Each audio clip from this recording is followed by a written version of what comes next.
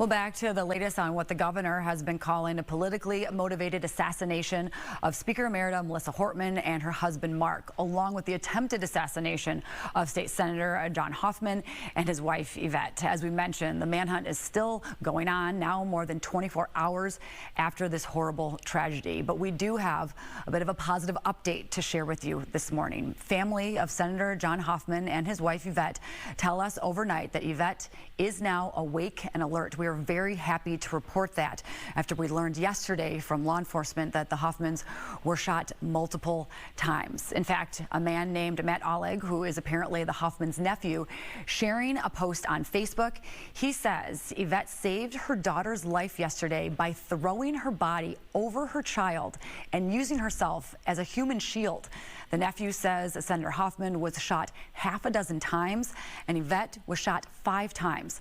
The couple was rushed to the hospital and right into surgery. They are both out of that surgery and expected to survive.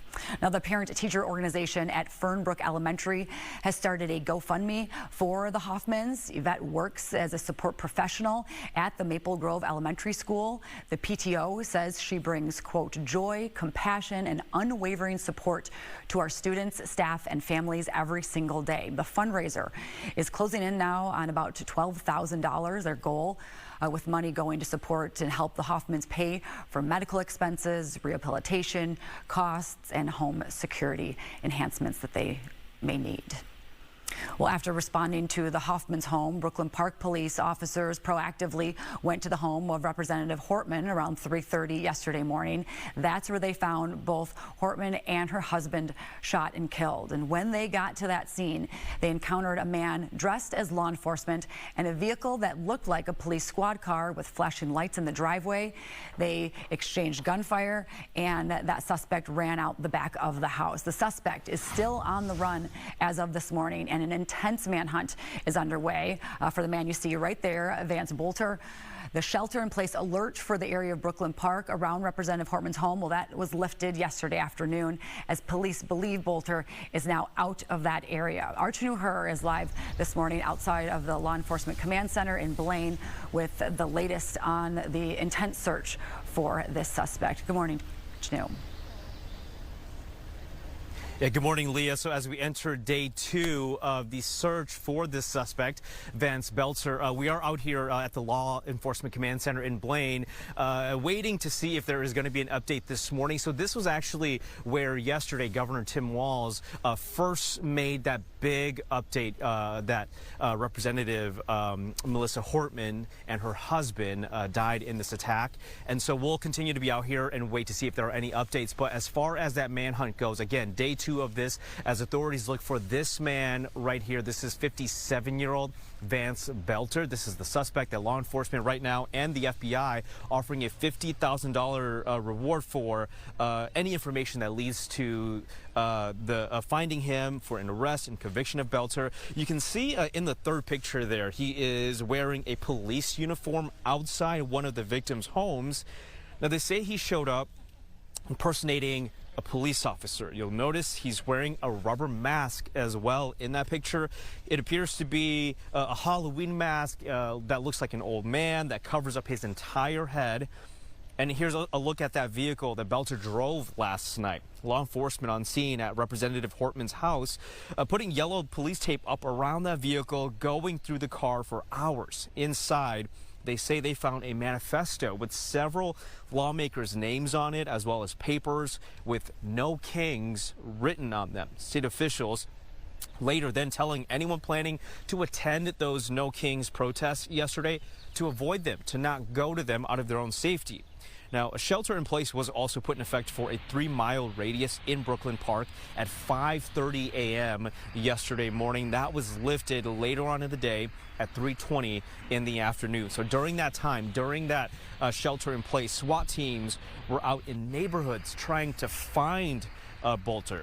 So this morning, at this hour, here's what we know so far about this suspect. Vance Boelter has an extensive police security background. He is the director of security patrols at Patriot Guard Security Services, a security company based here in the Twin Cities Metro. He was appointed to the governor's Workforce Development Council by Governor Dayton in 2016 and then again in 2019 by Governor Tim Walz. Now, the governor's office appoints thousands of people from all parties to these boards and commissions. The Workforce Development Council has about 60 people on it. Governor Tim Walz spoke Saturday morning, calling what happened a, quote, politically motivated assassination. We must all, Minnesota and across the country, stand against all forms of political violence. I assure you that those responsible for this will be held accountable, and each and every one of us are committed to making sure that a tragedy like this never repeats itself in Minnesota or across this country. Yeah, Governor Walz goes on to mention losing Melissa Hortman is a big loss for Minnesotans. He considers her a friend and a giant in the political world here in Minnesota. Now, investigators say right now it's still unclear whether Vance Boelter personally knew the victims, but noted they may have met at some point. So if you have any information, you are asked to contact the BCA. That information right there on your screen, 877-996-6222. Again, we are now in day 2 of this manhunt for Vance Boelter, the 57-year-old, still on the run at this time. So right now, still no word if there are any scheduled updates this morning here in Blaine. But as soon as we find out, we will let you know, and we will get all of that latest information for you right here on Fox 9. Leah? All right. Thank you, Chenue. We'll continue to do that. Well, there have been several scenes connected to this manhunt. One of them is in Green Isle, which is about an hour southwest of Minneapolis. The suspect in the shooting has a family home there. Law enforcement set up a command post at the town's baseball park while they were waiting for developments in the case. We did not find him at the scene. The search is continuing for other evidence. And can you say if there was evidence recovered? I don't know that. The search for that is continuing. The search for people in the residence. There's nobody at the residence. The suspect's family home is about 5 miles southeast of Green Isle.